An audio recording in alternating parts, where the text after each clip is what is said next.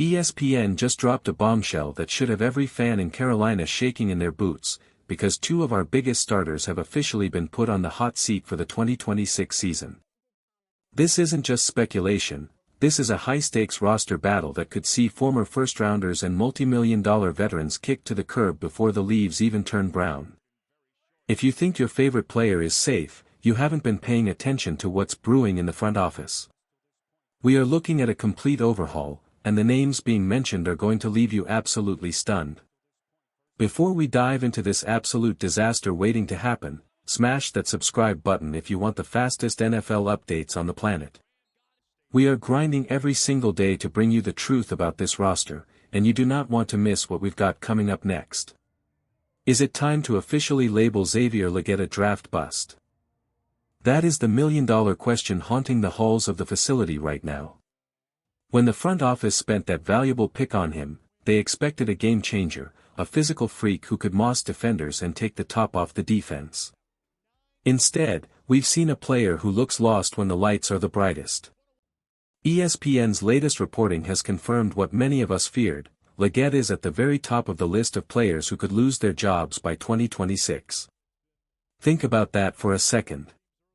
A guy who was supposed to be the future of this passing game is now essentially playing for his professional life. The biggest issue? It's the hands. Or rather, the lack thereof.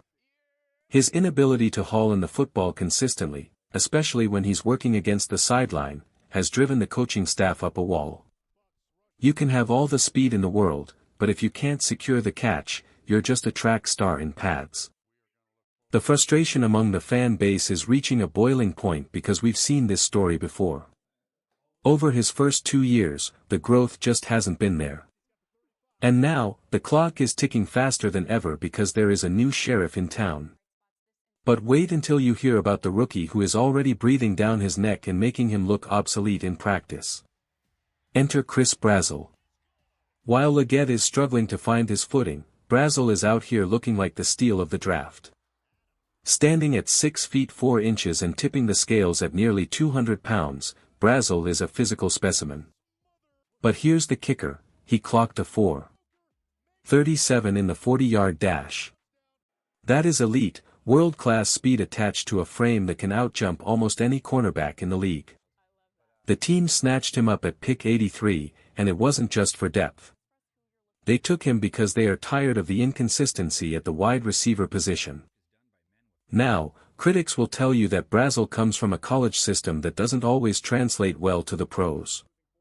They'll say he's a raw route runner. But let's be real, raw talent often beats out refined mediocrity. Legette used to be the primary target in this offense during his rookie campaign.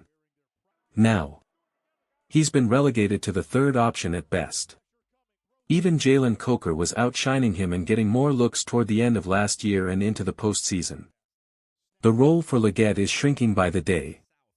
If he keeps losing targets to guys like Coker and Brazzle, he won't just be the third receiver, he'll be looking for a new team. Who's to blame for this wide receiver disaster? Is it the coaching, or did the scouts just get it wrong? Drop a name in the comments and let me know who you're holding accountable. The buzz around Brazzle is deafening. During the recent rookie minicamps, he was the only name anyone could talk about. Quarterback Haynes King was practically gushing about him, saying all you have to do is put the ball in his vicinity and he's going to come down with it. That massive catch radius is something this team has desperately lacked. We saw the highlights, Brazzle snatching balls out of the sky like a pro. Even the head coach, Dave Canales, was praising his body control and his ability to land on his feet after high-pointing the ball. Sure, some of those social media highlights showed him catching the ball out of bounds, and we need to stay grounded, but the sheer athleticism is undeniable. Brazzle claims his college experience prepared him for the pro style more than people think. If he's right, Legette is in serious trouble. Pick one to start if you had to choose right now, Xavier Legette or Chris Brazzle. Type XL for Legette or CB for Brazzle in the comments. But the drama doesn't stop at the wide receiver room. Because the defensive line is about to face a massive shakeup that nobody saw coming. If you thought the offense was the only place with issues, think again. Bobby Brown III is officially on the hot seat, and the seat is glowing red.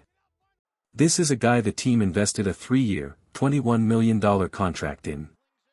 They paid him to be the anchor, the mountain in the middle that no one could move. Instead, he's been a revolving door. Ben Solak over at ESPN pointed out that Brown didn't even hit 400 snaps last year. Why?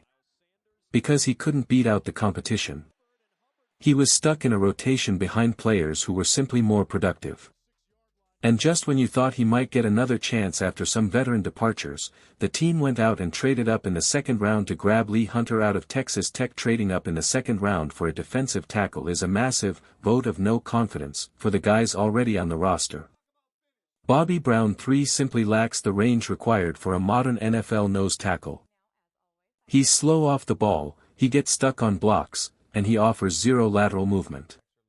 In today's league, if you can't move, you can't play. But it might not be Bobby Brown who takes the biggest hit.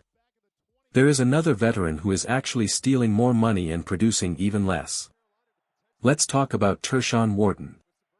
If we are being honest, Wharton might be on a hotter seat than anyone else. The team gave him a 2-year, $30 million extension, and what have they gotten in return? Next to nothing. Last year, he played in only 9 games due to injuries, and when he was on the field, it was ugly. The analytics tell a horror story. Wharton was ranked as a bottom 10 run defender out of 140 qualifying defensive linemen. Think about that. You are paying a guy $15 million a year to be a human speed bump for opposing running backs.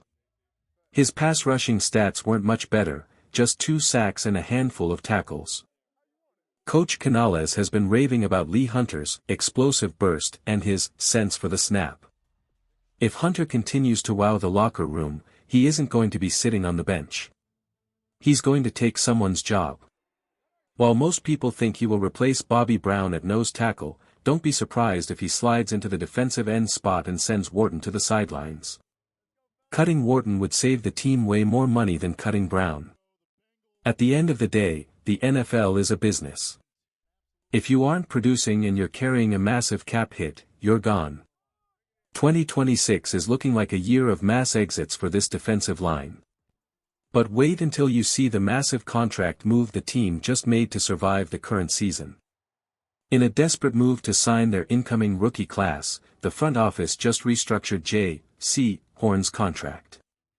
On the surface, it looks like a win. It clears up immediate cap space so they can get the draft picks under contract. But if you look at the fine print, this is a dangerous game. They added a void year all the way out in 2030. His cap hit for 2027 is going to jump to $26 million, and by 2028 and 2029, he'll be counting for over $30 million against the cap. That is an insane amount of money for a cornerback who has struggled to stay on the field throughout his career. The Panthers are essentially pushing all their chips to the middle of the table for right now. They want to win today, but they are mortgaging the future to do it. Will Jaycee Horn even be on the roster in 2029 when that $30 million bill comes due? Probably not. This team is at a crossroads. Between the wide receiver battles, the failing defensive line, and the salary cap gymnastics, the 2026 season is going to be the ultimate litmus test for this franchise. Players are fighting for their careers, coaches are fighting for their jobs, and we are caught right in the middle of the chaos. Make sure you stay tuned, because as the schedule release approaches and we get closer to the season, more heads are going to roll. Keep pounding, and we will see you in the next one.